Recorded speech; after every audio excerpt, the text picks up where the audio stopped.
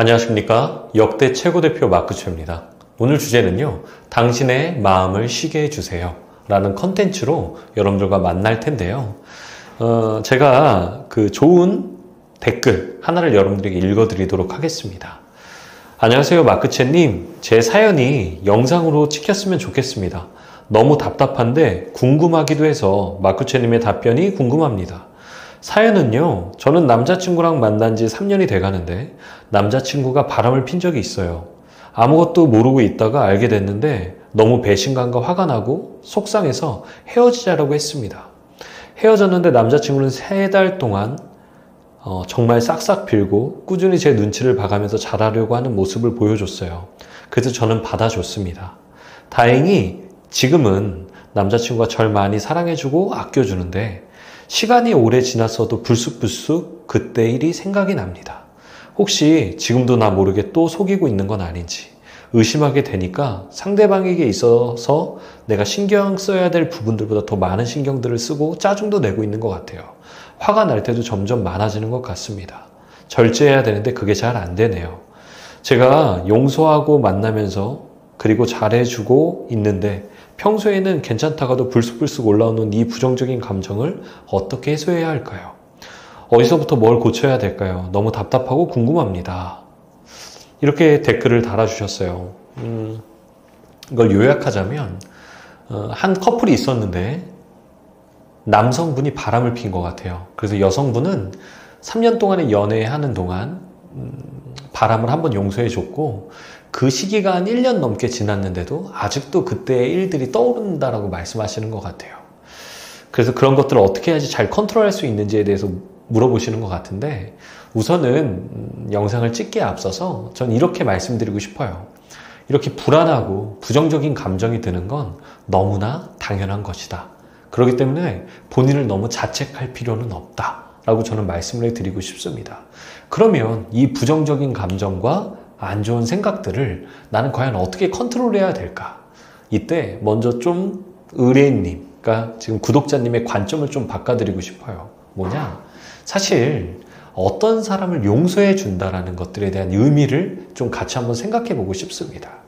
예를 들어 우리가 연애를 하다 보면 정말 크고 작은 잘못들을 하고 상대방의 이 잘못을 우리는 용서해 주게 되잖아요.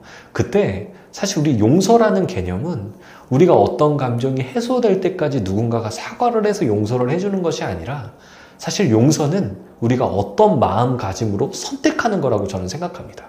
그러니까 용서의 본질은 의지를 가지고 상대방을 용서해 주는 것. 이때 지금 구독자님은 용서해 주기로 이미 스스로가 마음을 먹고 그것들을 선택하신 거예요. 그렇기 때문에 사실은 노력해 주시는 게 저는 맞다라고 생각합니다. 단 노력을 하더라도 이런 감정들이 올라오는 건 어떻게 할 수 없습니다라고 지금 말씀하고 계시잖아요. 이때 가장 먼저 하셔야 될 게 뭐냐? 이것을 남자친구와 나누셔야 됩니다. 이 이유는 내 마음이 지금 이런 것들이 계속 올라오고 있고 이런 것들에 있어서 나는 아직도 의심이 들어. 이런 것들을 어떻게 하면 좋을까? 꼭 남자친구랑 의견을 나누시기를 저는 당부해 드리고 싶어요. 그 이유는 사실 잘못을 한 이 상대방도 시간이 아주 오래 지났기 때문에 그리고 용서를 해줬다라고 생각하기 때문에 예전처럼 잘 지낸다라고 생각할 수 있거든요. 그러니까 사실 우리가 이렇게 힘든 부분을 남자친구는 몰라요. 그렇기 때문에 이 부분들에 있어서 남자친구에게 내 마음을 나누고 이 부분들에서 노력을 요구하셔도 저는 된다라고 생각합니다. 그렇기 때문에 내 마음과 내 감정이 이러니까 나에게 더 믿음을 많이 보여줬으면 좋겠어. 이때 아마 두 명은 이런 선택을 해야 되겠죠. 상대방은 더 이상 노력할 게 없다 해서 관계가 끝나거나 아니면 나도 의지를 가지고 상대방을 믿어주려고 노력하고 있는데 의지가 안 보인다 라고 하면 이별하시는 게 저는 훨씬 더 유익하다라고 말씀드리고 싶어요. 모든 바람을 용서해준 커플들이 만날 때 이 부분에서 굉장히 많이 갈등하는 걸 저는 알고 있습니다. 용서를 했는데 부정적인 생각과 부정적인 감정이 올라오는 거. 이때 우리가 선택할 것은 뭐냐? 이것들을 나눠서 그 상대방에게 더 많은 노력을 요구하고 나 또한 그 상대방이 노력하는 것들만큼이나 나도 용서해 줬으니까 이런 것들을 계속 말을 꺼내거나 불안함을 계속 비칠 것이 아니라 나도 노력하는 모습을 보여줘야 된다라고 저는 말씀드리고 싶어요. 그래서 그런 것들이 쌓이고 쌓여야 사실은 이 부분에서 해소될 수 있다라고 저는 생각합니다. 왜? 사람의 마음이라는 건 믿음이 쌓이는 시간은 굉장히 길고 믿음이 깨지는 건 한순간이기 때문에 그 믿음이 깨진 것들을 다시 쌓으려면 그 믿음을 쌓아간 시간보다 두세 배 더 힘들고 노력해야 되는 부분들이 있기 때문입니다.